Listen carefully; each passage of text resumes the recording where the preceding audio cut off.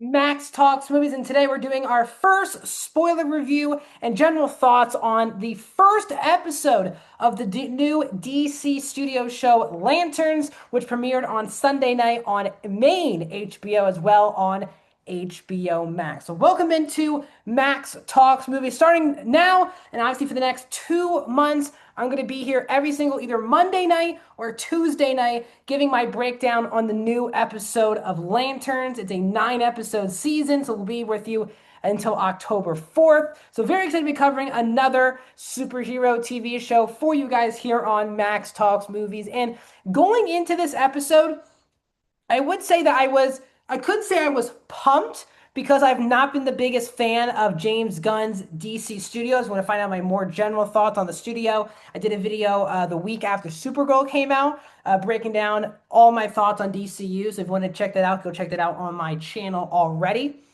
But I, out of all the projects, this is the one that felt like James Gunn had the most distance away from a creative perspective. We have really good showrunners here, where we have Tom King, obviously a legendary person in the comic book community. You have Chris Mundy, who is a producer, writer on shows like True Detective, Ozark. And then you also have Damon Lindelof, who is one of the most important showrunners of the last 25 years behind Lost and Watchmen. So I knew the brains behind this show were good. None of the trailers like blew me away, but I am a big fan of Aaron Pierre and Kyle Chandler. And I do think this first episode definitely delivers. I thought it was a very excellent episode of television.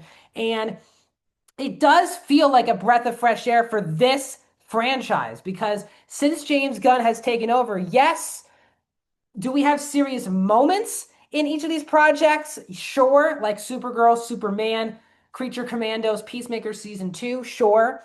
But this definitely felt like the most grounded, serious take that we've gotten that definitely feels vastly different from the other DCU projects that we've gotten so far. This show promised us a Green Lantern true detective show.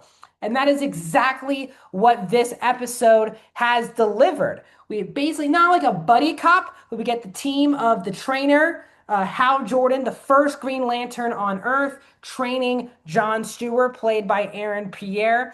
And I thought it was a really good dynamic between Hal and John because I thought, again, Kyle Chandler was great in this episode because he really brought to the forefront the weight that is being the first Green Lantern, the first guy being the sole agent protecting the entire globe.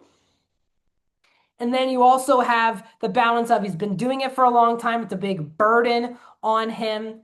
And he's not really sure about, it continuing, but he's also training John Stewart at the same time. But again, John Stewart can only become the Green Lantern once he dies. They can't have the same two Green Lantern Corps as agents of the same world. It has to be one at a time.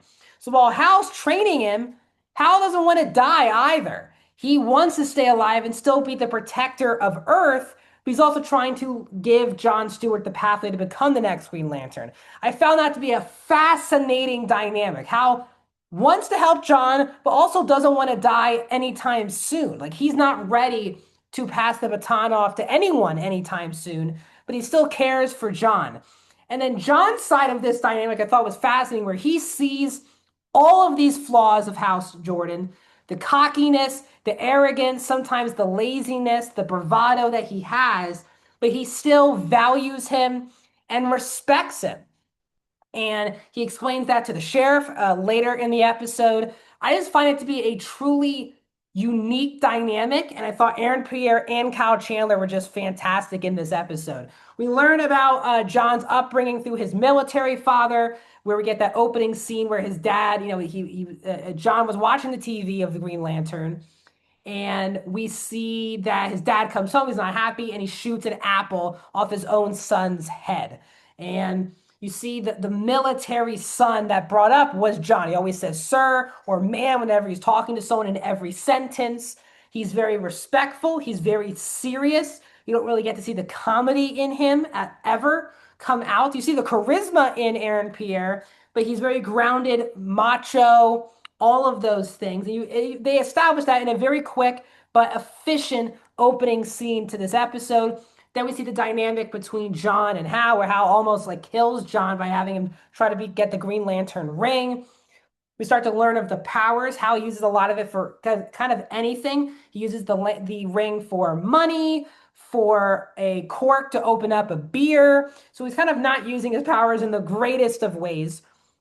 But we see that when John gets the ring to himself, an alternate version of Hal, who's put in the ring, comes out and gives John a very important message to tell Hal, and that's to go to this Nebraska area, Hale, Nebraska. So Hal flies there with the ring, and to test John, John takes a flight, meets him there at this Nebraska football stadium, where the Lanterns believe that there are aliens being involved here, because there are a lot of people that died, but there's no families, there's no other people surrounding the members, which obviously would lead to a shooting or anything like that. There'll be family members and people crying and things of that nature. And there's no one mourning for these dead people. And obviously, Hal believes that aliens are involved, but the sheriff does not give him jurisdiction. And because she does not believe aliens are involved, she does not let Hal or John do anything. And they kind of mess up because John sees the one clear alien standout. And instead of being cool about it, he kind of shows his cards, and the alien goes on a run. John catches up to him, and the sheriff puts him in prison.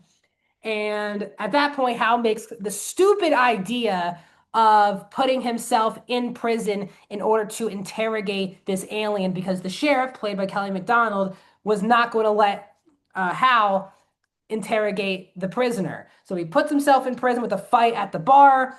John then meets Zoe, who he sleeps with. We don't really know anything about that until much later in the episode, who that person is who John sleeps with. But Hal now goes to court. He's about to be put in prison, but this lawyer comes up who says $200,000, he's out of here. But really, Hal and John have to meet this guy named William Macon, played by Garrett Dillahunt, who is the husband to Zoe, who John slept with earlier in the episode. And it's kind of a give or take. Hal and John are trying to understand what they're going to get out of this arrangement made by William.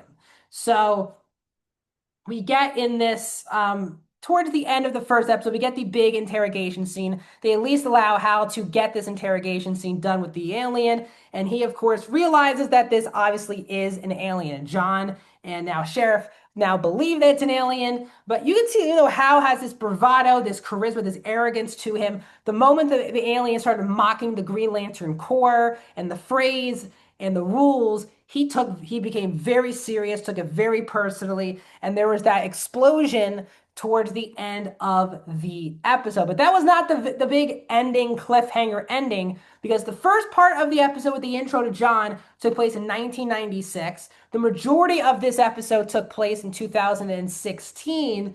And then we get the 10 years later or years later ending, where it is in the snow in Nebraska at the same stadium. John looks much older, as does the sheriff, and Hal is dead without his Green Lantern ring. So it does seem like we're going to go through multiple different timelines. We are following 3 different years in this episode: 96, 2016, and if I'm not mistaken, 2026. If not, it's just years later. So who killed Hal? Why does he not have the ring? John obviously is the person who's the predecessor to him, who was supposed to get the ring when Hal dies. So John has to figure that all out. It was a major cliffhanger to this episode, and I thought it was very good. It was grounded. It felt real. Yes, there were comic booky stuff with the Lantern Corps and the ring's powers, but it felt very grounded. If I would have to say like one major issue is, I gotta be honest, with Hollywood, and especially with superheroes, I am getting very tired of let's deconstruct superheroes. We're basically deconstructing Hal Jordan, where the beginning of the episode, he's the Green Lantern, he's the main agent. The rest of the episode, he's grizzled, he's been through it. He's very, at times, depressed and sad. I do think in the superhero genre, we are getting kind of lazy. It feels like a lot of projects are tackling the deconstruction of our heroes and of our legends, not just in comic books, in movies in general and shows in general. It's all about the deconstruction of legends that we have loved or are going to love.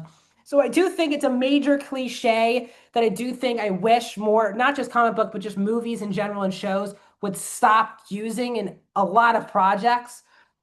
Think I watch 3 to 4 movies a show a year where it's a deconstruction of a major legend or hero. But I thought this was excellent. I'm invested, I'm interested, and I'm very fascinated what these next eight episodes are going to bring. So, what are your guys' thoughts, guys, on this episode of Lanterns? Did you like it? Did you not like it? What are your bold predictions for that cliffhanger ending? Let me know down in the comments. Like this video. Please subscribe to my Patreon, a great way to support me as well as subscribing to YouTube and getting me to 500 subscribers. I'll see you guys soon.